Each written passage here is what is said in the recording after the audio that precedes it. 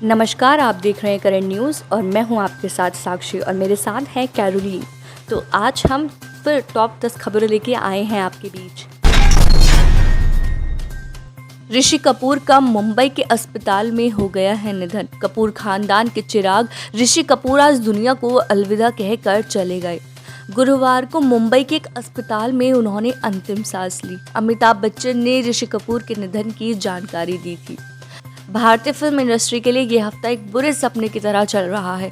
बुधवार को शानदार कलाकार इरफान खान ने दुनिया को अलविदा कहा और अब गुरुवार को दिग्गज अभिनेता ऋषि कपूर का निधन हो गया। बुधवार को ही ऋषि कपूर को मुंबई के एक अस्पताल में आईसीयू में भर्ती कराया था और गुरुवार को वह दुनिया छोड़कर चले गए। ऋषि कपूर 67 साल के थे और कैंसर से पीड़ित थे। ऋषि कपूर के दोस्त, रिश्तेदार और सुपरस्टार अमिताभ बच्चन ने गुरुवार को ट्वीट कर ऋषि कपूर के निधन की जानकारी दी। उन्होंने लिखा, वो गया, ऋषि कपूर गए, अभी उनका निधन हुआ, मैं टूट गया हूँ। कपूर परिवार की ओर से ऋषि कपूर के भाई रणधीर कपूर ने भी निधन की जानकारी दी। ऋषि कपूर को बुधवार उनके परिवार ने HN रिलायंस अस्पताल में भर्ती कराया था। रात को ऋषि कपूर को सांस लेने में तकलीफ आई थी, जिसके बाद उन्हें अस्पताल में ले जाया गया। इस दौरान अस्पताल में ऋषि की पत्नी नीतू सिंह, भाई रणधीर कपूर समेत परिवार के अन्य लोग मौजूद थे। आज की दूसरी खबर इस प्रकार है। छात्रा की याचिका पर दिल्ली हाई कोर्ट ने दिल्ली विश्वविद्यालय से मांगा जवाब। दौलत राम कॉलेज की अर्थशास्त्र ऑनर्स 5वीं सेमेस्टर की छात्रा ने याचिका में अनुरोध किया है कि यूनिवर्सिटी को निर्देश दिया जाए कि परीक्षा परिणाम घोषित करने के लिए। न्यायमूर्ति प्रतिभा M सिंह ने याचिका पर संज्ञान लेते हुए यूनिवर्सिटी से अन्य 3 परीक्षाओं के परिणाम भी सीलबंद लिफाफे में जमा करने को कहा, जिसमें छात्रा भी शामिल हुई थी। उसके परीक्षा परिणामों को रोका गया क्योंकि वो अपने साथ पेपर नोट्स लेकर एग्जामिनेशन हॉल में चली गई थी। छात्रा ने कहा कि वह सभी परीक्षाओं में शामिल हुई थी और 3 दिसंबर 2019 को इंटरनेशनल ट्रेड परीक्षा में ट्रैफिक के कारण उसे देर हो गई और वे गलती से कुछ नोट लेकर एग्जामिनेशन हॉल में चली गई थी। उसने दावा किया है कि जब उसे इसका एहसास हुआ तो वे नोट लेकर सरेंडर करने के लिए परीक्षा निरीक्षक के पास पहुंच गई, लेकिन उसे परीक्षा में शामिल होने की अनुमति नहीं दी गई। जब उसे नई उत्तर पुस्तिका दी गई तब तक परीक्षा का समय समाप्त हो चुका था। परीक्षा निरीक्षक का आरोप था कि वह परीक्षा में चीटिंग कर रही थी। उसे पहले कारण बताने का नोटिस जारी किया गया और उसके बाद 12 मार्च को उसकी पूरी परीक्षा रद्द कर दी गई। मामले में अगली सुनवाई 11 मई को होगी। अब आते हैं तीसरी खबर की ओर। भारत और 13 पड़ोसी देशों की तरफ बढ़ रहे हैं अर्नब और आग। नई दिल्ली कोरोना वायरस महामारी के बीच देश और दुनिया के 13 देशों पर मौसम की बड़ी आफत आने वाली है। भारत समेत दुनिया के 13 देशों की तरफ तूफान अपनी तेज गति से बढ़ रहे हैं। भारत के मौसम विभाग IMD की तरफ से इन सभी तूफानों के नाम जारी किए गए हैं। ये चक्रवाती तूफान हिंद महासागर के उत्तर से आ रहे हैं, जिसमें बंगाल की खाड़ी और हिंद महासागर दोनों हिस्से शामिल हैं। जो नाम जारी किए गए हैं वे भी कम दिलचस्प नहीं हैं और इनमें अर्नब से लेकर आग और व्योम जैसे नामों को जगह दी गई है। चौथी न्यूज इस प्रकार है। इरफान अपने पीछे पत्नी और 2 बेटों को छोड़ गए। दिग्गज अभिनेता इरफान खान का निधन हो गया। वे पिछले कुछ दिनों से इरफान खान की तबीयत ठीक नहीं थी, जिसके बाद उन्हें मंगलवार को आईसीयू में भर्ती कराया गया। साल 2018 में इरफान खान को पता चला था कि वे ट्यूमर से पीड़ित हैं। पिछले 2 सालों से वे इस बीमारी का इलाज करा रहे थे। 4 दिन पहले ही इरफान की मां का निधन हुआ। लॉकडाउन की वजह से अपनी मां की अंतिम यात्रा में शरीक नहीं हो पाए थे।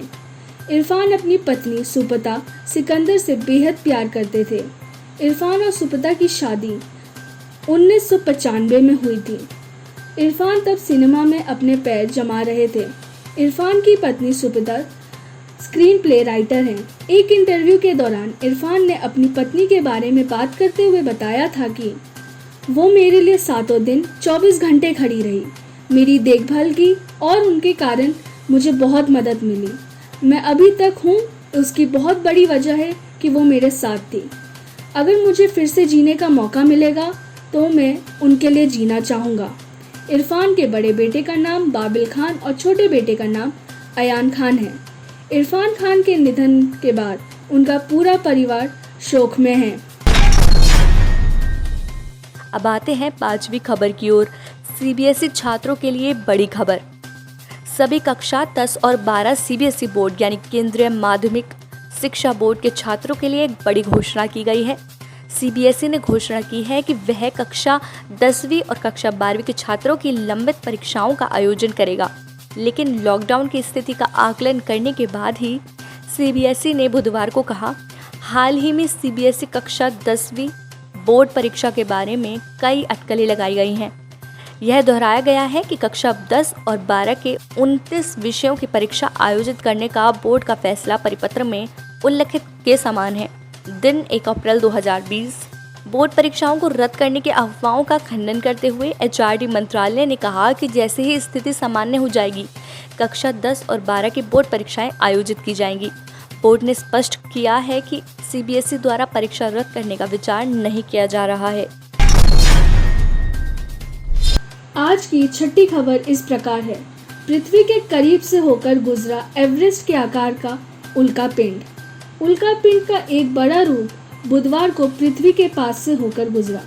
अमेरिकी अंतरिक्ष एजेंसी नासा के centre for near earth studies के मुताबिक इस उल्का पिंड का नाम 1999 और 2 है। भारतीय समय अनुसार दोपहर 3:30 बजे के आसपास पृथ्वी के करीब से होकर गुजरा। अभी तक प्राप्त जानकारी के अनुसार ये पृथ्वी से लगभग 40 लाख मील के फासले से गुजरा है। इसकी रफ्तार 19,000 किलोमीटर प्रति घंटा है। इसकी ताज़ा तस्वीर सामने आई है। इसका आकार एवरेस्ट की तरह भी कहा जा सकता है। इसके पृथ्वी के पास से गुजरने से पहले वैज्ञानिकों ने इस उपग्रह को संभावित खतरनाक वस्तु के रूप में वर्गीकृत किया, क्योंकि यह 500 फीट से भी बड़ा है और पृथ्वी की कक्षा के 75 लाख किलोमीटर के भीतर आता है। वैज्ञानिकों का मानना था कि इसलिए भविष्य में पृथ्वी के लिए खतरा बन सकता है। साल 2079 में ये उल्का पिंड इस साल की तुलना में पृथ्वी के करीब 3.5 गुना ज्यादा पास होगा। अब आते हैं 7वीं खबर की ओर। बैंगलोर कंपनी ने कहा कोरोना वायरस के मरीजों का इलाज मुमकिन। कोरोना वायरस ने देश भर में आम लोगों और सरकारों की चिंता बढ़ा रखी है। रोज लगातार बढ़ते मामले को देखते हुए इसके इलाज पर भी शोध जारी है। इस बीच बैंगलोर के एक डॉक्टर ने कोरोना वायरस के मरीजों के इलाज के लिए दवा पर रिसर्च करने का दावा किया है। बैंगलोर की कंपनी स्ट्राइड्स फार्मा ने कोरोना वायरस के मरीजों के इलाज के लिए दवा पर रिसर्च करने का दावा किया है। यह कोई वैक्सीन नहीं है और इससे कोविड-19 के संक्रमित होने से बचा नहीं जा सकता। इसका प्रयोग सिर्फ कोविड-19 से संक्रमित मरीजों के इलाज में किया जा सकता है। आज की 8वीं खबर इस प्रकार है। लोन माफी पर वित्त मंत्री निर्मला सीतारमण ने दिया जवाब। 50 शीर्ष डिफॉल्टर्स के ऋण को बट्टे खाते में डाले जाने पर विपक्ष कांग्रेस के आरोप के जवाब में वित्त मंत्री निर्मला सीतारमण ने हमला बोलते हुए कहा कि राहुल गांधी और कांग्रेस प्रवक्ता रणदीप सुरजेवाला लोगों को गुमराह करने की कोशिश कर रहे हैं। वे कांग्रेस के मूल चरित्र की तरह बिना किसी संदर्भ के तत्वों को सनसनी बनाकर पेश कर रहे हैं। उन्होंने कहा, काश राहुल गांधी ने पूर्व प्रधानमंत्री मनमोहन सिंह से इस राशि को बट्टे खाते में डाले जाने पर पूछा होता।